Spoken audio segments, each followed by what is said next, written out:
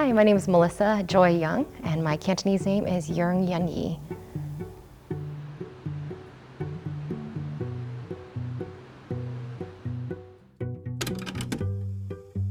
I think, from the very beginning, God was always there. He rescued me from a situation that I had no control over. Being born in China, when there was the one-child policy and I was the second child, I wasn't able to stay with my family or in the home. God found me the most amazing parents who adopted me about 10 months later, and I've lived an amazing life in America since. We were very sure it was God's leading and confirmation that she was the one. Once you adopted her, you don't even remember that she's adopted. She's just like your own.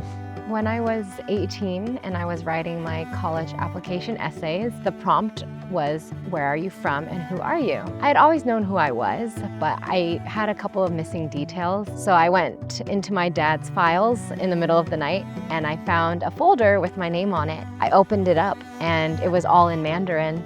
I couldn't read it, and my friend at school said, oh, did you know that your birth parents' names are on here? And I had never known what their names were, and I didn't know who they were. My parents, I brought them the document, and they said, oh, you could have just asked us, and we would have been willing to help you find your birth parents. And so I was able to meet them a couple months later. My sister was about 7 or 8 years old when I was born, and I had never met her, but I finally did when I was 18. Ever since I met my sister, we talk pretty frequently. She's a really kind person, and it's been great having a sister in my family now.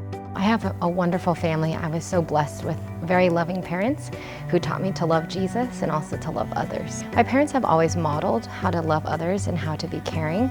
It's not just by what we verbally teach her, it's also how you live your lives. I think it's very important that they learn from your lives. That will impact them even more than what you preach or teach.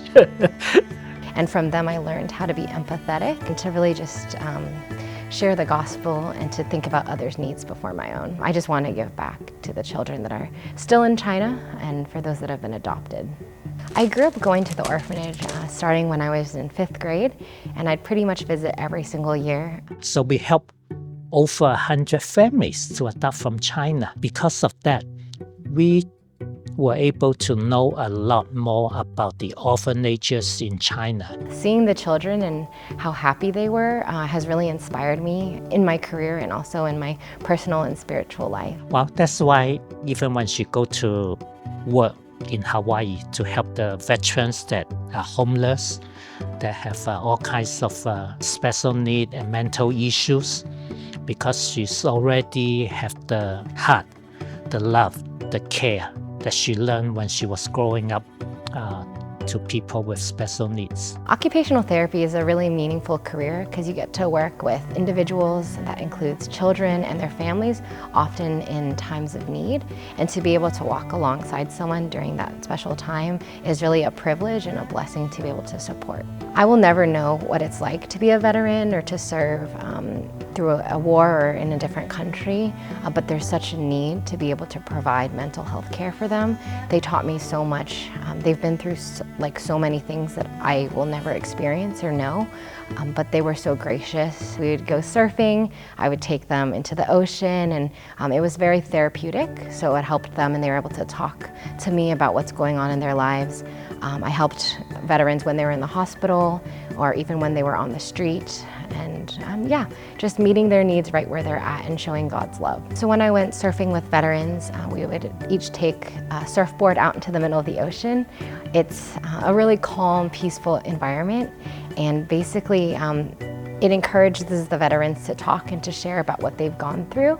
And so being able to be out there in the nature, God's creation, allowed people to just share about some of the hardships they've been going through, and I was able to listen to them and just provide encouragement, but also teach them how to surf at the same time. So it was a really special and meaningful experience for both of us. I think being an occupational therapist, you're constantly giving. We have to rely not on ourselves, but the love and the kindness from God to be able to give to others. I think God gives us peace and also joy, and that cannot come from the world.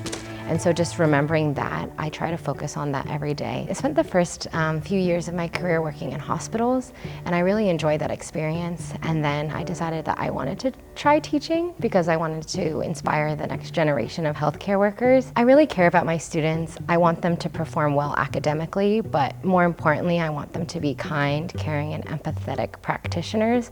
I want them to go into the world and to see the need, but also to provide love and emotional support while also helping their patients get better, whether they're going through a surgery or a diagnosis, but to be that support of them is really important. I would say that it is rooted in Jesus. I know that God loves me, and so I can live every day joyfully and with the peace in my heart that I'm loved, no matter how difficult each day is. I really believe that God opens and closes doors, and that He will guide and lead us if we ask. I think looking back, it's really amazing that God can change a person's life. She has a heart to help and fight for the justice of those that are in need. So I think the important thing is to listen to God and His calling, and He will direct everyone's path.